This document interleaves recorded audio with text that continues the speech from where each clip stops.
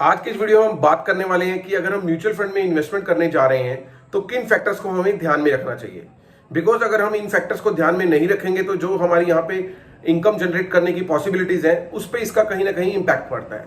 तो फ्रेंड्स, देर ना करते हुए अपने वीडियो को स्टार्ट करते हैं। मैं हूं दीपक और आप सबका स्वागत है एक बार फिर से आपके अपने यूट्यूब चैनल बचत ज्ञान में। फ्रेंड्स, आप सबसे एक हम्बल रिक्वेस्ट है, अगर आपने अभी तक मेरा चैनल सब्सक्राइब नहीं किया है तो प्लीज चैनल को सब्सक्राइब कर लीजिए और हाँ, बेल आइकन को प्रेस करना मत भूलिएगा सो दैट मेरा कोई भी नया वीडियो आता है किसी भी फाइनेंशियल स्ट्रेटजी से रिलेटेड तो उसका नोटिफिकेशन सबसे पहले आप लोगों को मिलता रहे।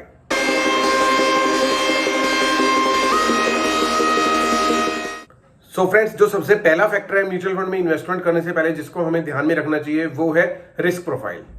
फ्रेंड्स, आप लोगों में से बहुत सारे ऐसे लोग हैं जो जानते होंगे कि रिस्क प्रोफाइल होता क्या है, लेकिन बहुत सारे ऐसे बिगिनर्स हैं जो म्यूचुअल फंड में इन्वेस्टमेंट करने आए हैं, उनको इसके बारे में जानना बहुत जरूरी है। तो फ्रेंड्स, मैं आपको थोड़ा सा इलैबोरेट करके बताऊंगा कि रिस्क प्रोफाइल होता क्या है। रिस्क प्रोफाइल जो एक्चुअल में क्या होता है, ये कई चीजों पे डिपेंड करता है। एक, आपकी इनकम क्या है, और सेकेंडली आपकी रिस्क बेयर करने का जो पोटेंशियल है वो क्या है। इसको आइए एक एग्जांपल से समझ लेते हैं। सपोज एक पर्सन की जो इनकम है वो 20,000 है और एक पर्सन की जो इनकम है वो 5,000 है।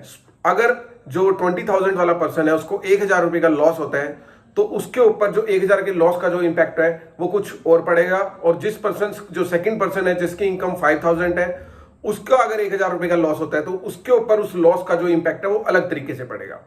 मतलब कि एक पर्सन पे जो 1,000 का लॉस का जो है कोई ज्यादा फर्क नहीं पड़ रहा है, लेकिन एक पर्सन के ऊपर 1,000 के जो नुकसान का है काफी फर्क पड़ता है। तो यही हमारा जो रिस्क प्रोफाइल है उसको डिसाइड करती है चीज।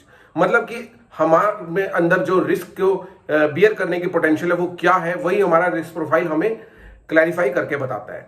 तो इसका हमें पता होना बहुत जरूरी है अगर हम म्यूचुअल फंड में इन्वेस्टमेंट करने आए हैं। बिकॉज म्यूचुअल फंड आप लोग जानते ही होंगे, यहाँ पे किसी भी चीज की कोई भी आपको फिक्स्ड इनकम डिसाइडेड नहीं है, कोई भी चीज फिक्स्ड नहीं है। यहाँ पे हर चीज वॉलेटाइल है। मतलब कि यहाँ पे जो ग्रोथ होनी है वो डिपेंड करती है मार्केट पे, और मार्केट ऑलवेज वर्सेटाइल रहती है, वो बदलती रहती है, वो कभी भी एक सिंगल लाइन की तरह नहीं चलती, वो जिगजैग फॉर्मेट पे चलती है।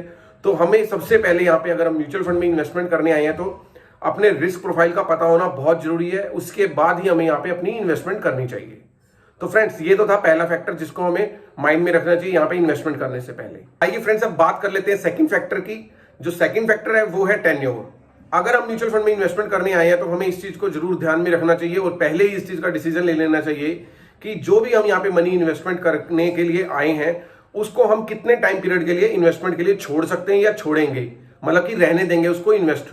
तो इसको डिसीजन जो है उसको हमें पहले ही ले लेना चाहिए। बिकॉज अगर हम यहाँ पे शॉर्ट टर्म के लिए इन्वेस्टमेंट के लिए म्यूचुअल फंड में आए हैं तो वो हमारा जो डिसीजन है वो काफी रॉन्ग है। बिकॉज यहाँ पे इनकम जनरेट करने के लिए हमें लॉन्ग टाइम तक यहाँ पे इन्वेस्टेड रहना बहुत जरूरी है। बिकॉज तभी हम यहाँ से इनकम जनरेट कर सकते हैं। बिकॉज अगर आप म्यूचुअल फंड में इन्वेस्टमेंट करते हो तो आपको पता ही होगा यहाँ पे कई टाइप्स की कैटेगरी है। Small cap mutual funds, large cap, mid cap, flexi cap, और हर किसी जो टाइप्स के म्यूचुअल फंड्स हैं उनका जो इनकम जनरेट करने का वे है वो डिफरेंट है। कुछ बहुत ज्यादा रिस्की हैं, कुछ थोड़े कम रिस्की हैं, लेकिन वहां पे इनकम भी उसके अकॉर्डिंग कम है। तो इस चीज की भी आपको नॉलेज होनी बहुत जरूरी है। अगर हम यहाँ पे इन चीजों को ज्यादा डेप्थ में जानने लगेंगे कि लार्ज कैप क्या होता है, मिड कैप क्या होता है, तो ये वीडियो काफी लंबा हो जाएगा। इसके लिए मैंने एक सेपरेट वीडियो बनाया हुआ है, उसका मैं लिंक आपको आई बटन में दे दूंगा। उस चीज की भी नॉलेज होना आपको बहुत जरूरी है अगर आप म्यूचुअल फंड में इन्वेस्टमेंट करने आए हैं तो मैक्सिमम आपका इस चीज पे जोर होना चाहिए। अगर आप म्यूचुअल फंड में इन्वेस्टमेंट करने आए हैं तो आपको कम से कम 5 to 7 ईयर्स का यहाँ पे लॉक इन पीरियड जरूर देना चाहिए। मतलब कि यहाँ पे 5 to 7 ईयर्स तक आप इन्वेस्टेड जरूर रहें, तभी आप यहाँ से अच्छी इनकम जनरेट कर सकते हैं। तो आइए फ्रेंड्स, अब जान लेते हैं थर्ड फैक्टर के बारे में। जो हमारा थर्ड फैक्टर है जिसको ध्यान में रखना चाहिए म्यूचुअल फंड में इन्वेस्टमेंट करने से पहले वो है मनी। जो यहाँ पे हम इन्वेस्टमेंट करने वाले हैं वो हमारी एक स्पेयर मनी होनी चाहिए। मतलब कि वो हमारे इमरजेंसी फंड वाला पैसा नहीं होना चाहिए। अब आप इसको मैं थोड़ा सा डिटेल में आपको समझाता हूं। मतलब अगर आपकी इनकम 20,000 रुपए है और आपके पास इससे जोड़ते जोड़ते आपके पास जो सेविंग्स है वो अगर स्पेयर आपके पास 3-4 लाख रुपए हो चुकी है, मतलब कि आपके पास जो इमरजेंसी फंड है वो डिफरेंट पड़ा हुआ है और जो आप यहाँ पे सेविंग करने जा रहे हैं वो डिफरेंट है, वो अलग होना जरूरी है।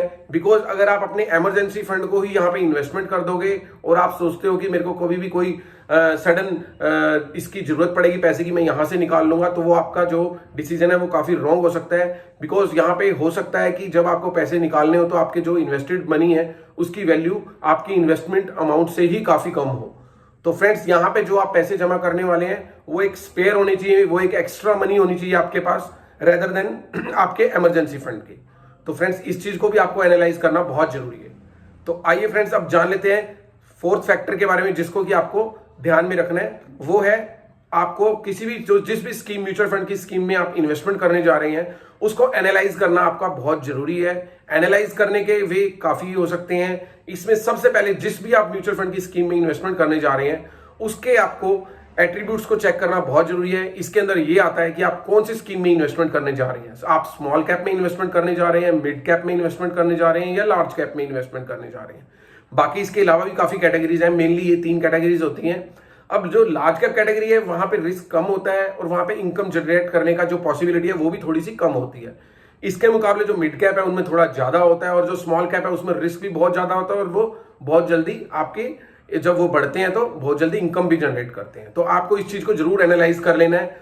उसके बाद जब आप ये चीज एनालाइज कर लेंगे, आपने जिस भी स्कीम को फाइनलाइज किया है उसके पास्ट ट्रैक रिकॉर्ड को चेक करना बहुत जरूरी है। पास्ट ट्रैक रिकॉर्ड का मींस आपने लास्ट 1 ईयर की रिटर्न्स को नहीं देखना, आपने लास्ट उसकी 5 to 10 ईयर्स की रिटर्न्स को जरूर एनालाइज करना है। बिकॉज उससे आपको जस्ट एक आइडिया लग सकता है कि ये जो म्यूचुअल फंड की स्कीम है किस तरीके से वर्क कर रही है। इसके जो परफॉर्मेंस इंडिकेटर्स हैं, हर किसी स्कीम के परफॉर्मेंस इंडिकेटर्स होते हैं अल्फा बीटा, उनको जरूर चेक करना है कि एक जो ये स्कीम है रिटर्न जनरेट करने के लिए कितना रिस्क ले रही है। इस चीज को आपने जरूर चेक करना है कि उस फंड की स्टैंडर्ड डेविएशन क्या है।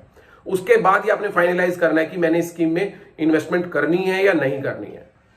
इसके बाद हम बात कर लेते हैं फिफ्थ फैक्टर की। फिफ्थ फैक्टर जो यहां पे है वो है mode of scheme and charges of scheme.